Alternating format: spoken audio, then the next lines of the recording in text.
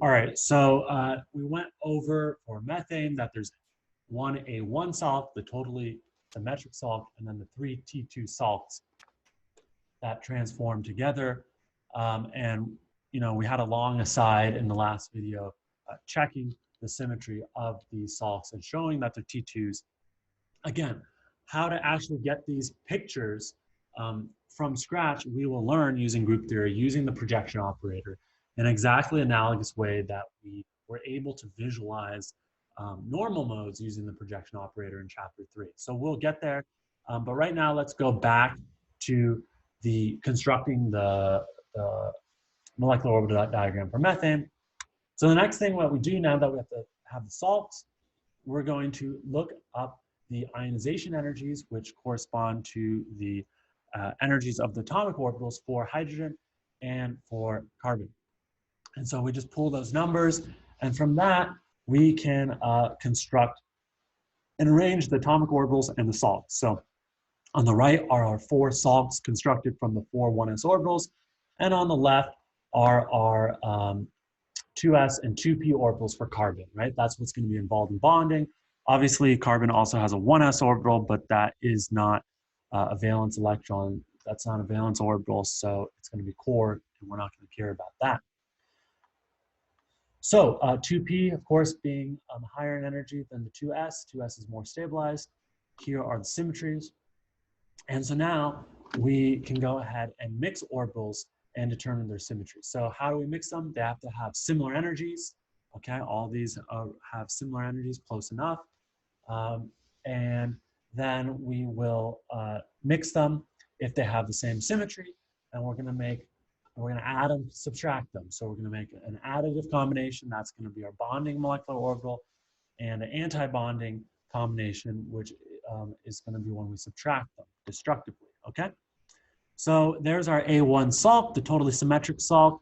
And so we're going to add in with the same sign this 2s orbital. That's going to get our bonding interaction. And then we have our non-bonding interaction where we just flip the sign of the 1s. We could have alternatively drawn this as a white shaded circle in the middle for the carbon atom and all dark for the hydrogen salts. That doesn't matter. Those are functionally the same thing. And then we have to figure out their symmetry. And so how do we figure out their symmetry? Strictly speaking, what you have to do, you can't just say, hey, this was A1, this was A1, I'm going to get A1s out. You have to go through and look at how this picture transforms, okay? And so, I'm not going to do that for this case because I don't think it's very interesting, especially get A1s across the board. So please look at the previous examples. I deal with beryllium hydride or even the diatomics like oxygen where we went through this. But anyway, you're going to have a bonding interaction A1 and an anti-bonding reaction A1 star. Next, you got 2 T2s. Those can make bonding and anti-bonding interactions. Those can mix. And so we're going to make a bonding interaction and we're going to make an anti-bonding interaction. So let's think about here now, how did we know where to put this? Do we put this energy level below here or above here? And the answer is above. And there's good reason for this. It's because it came from an orbital that started higher in energy, right? This was the same in both cases, in both these MOs and these MOs, right? So those are equal, but this was not equal. This was higher. And so it's going to be bonding. It's going to get stabilized relative to this, but it's not going to be as low in energy in absolute terms as this one, okay? And the same logic applies for this. You started from something higher, so it's going to end up higher than the other anti-bonding orbital.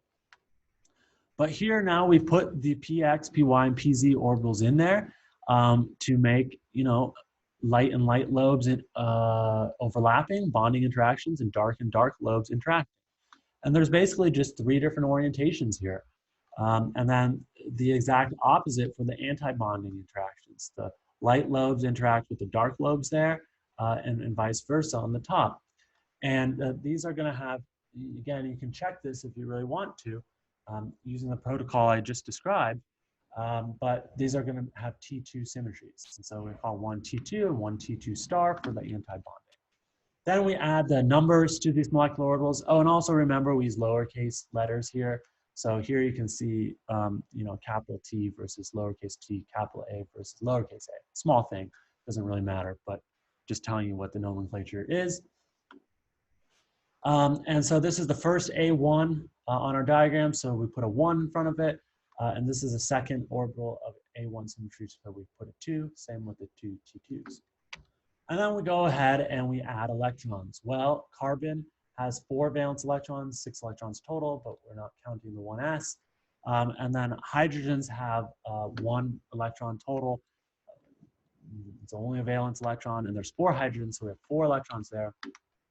Gives us a total of 8 electrons. Populate them in, starting from bottom to lowest. Get them as in low energy states as we can. That's going to be the ground state. And we have 8 bonding electrons. That's going to give us no anti-bonding electrons. So those 8 bonding electrons divided by 2 electrons per bond, that gives us 4 single bonds. Here's the really interesting point that I really want you to take away. And if, as teachers, you often, which you all are now teachers as teaching assistants, it's a good thing to think about, what are the take-home messages that you want somebody, your students, to take home with them after 6 months have passed, after a year has passed, in your case, throughout your PhD and beyond. This is one of the take-home messages I want to really highlight to you, is that the truer picture of bonding is much more complex and nuanced than what a Lewis structure tells you it is, or what VSEPR implies it is, okay? And look at this. Now you have methane. We know in the Lewis structure of methane, everything looks fairly simple. I mean, it looks a lot simpler. You have just 4 carbon-hydrogen bonds, and it makes it look like there's 2 electrons in there, it's 2 electrons in there, 2 electrons in there, and 2 electrons in there. It's like all localized in this carbon-hydrogen bond. Look at what the bonding MO diagram is saying for methane. You have 1 MO, this 1A1, 2 electrons are spread out across the whole molecule, okay? And so if we were to kind of draw, this modified Lewis structure, we might call it, you might draw something like this, sort of where you have 2 electrons that are in this spherical shaped distribution that are tying all 5 atoms together with only 2 electrons. But then you have these other 3 interactions, right, that sort of look something, if you can kind of draw it, sort of looks like a p orbital, right? And they're in 3 different orientations, and I can't draw that, but all the other 6 electrons are in there, okay? And so you have 4 single bonds here. That hasn't changed. The Lewis structure gets that right. But you have 2 different energies. This is really, kind of mind-blowing, and it doesn't come at all from the Lewis structure. The MO diagram tells you, modern day calculations tell you, that you have 2 different energies here of bonding electrons.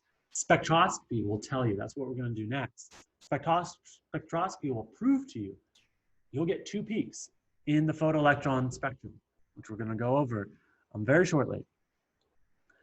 So, do you have 4 equal bonds? Yes, you still have 4 equal bonds. Are the bond angles all equal? 109.5, yes, tetrahedral. Are the bond lengths all equal? Absolutely, everything's equal.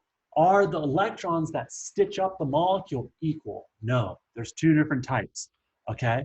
And so each of these single bonds has 3/4 T2 character and 1/4 A1 character. And all that averages out to give you a symmetrical TD structure with 109.5-degree angles and equal bond lengths. Okay, all the carbon-hydrogen bond lengths are equal. But bonding is not occurring localized in the Lewis structure. This is an oversimplification that's wrong. It's actually wrong. Okay, that's wrong. Um, and so, you know, I want you in this course to think about bonding differently and to go beyond the traditional Lewis structures that, you know, are the focus of a great portion of organic chemistry. All right, so next we're going to go into photoelectron spectroscopy, and that's going to be really beautiful because it's going to prove to you that this picture is more accurate. It's a better reflection of reality than Lewis structures.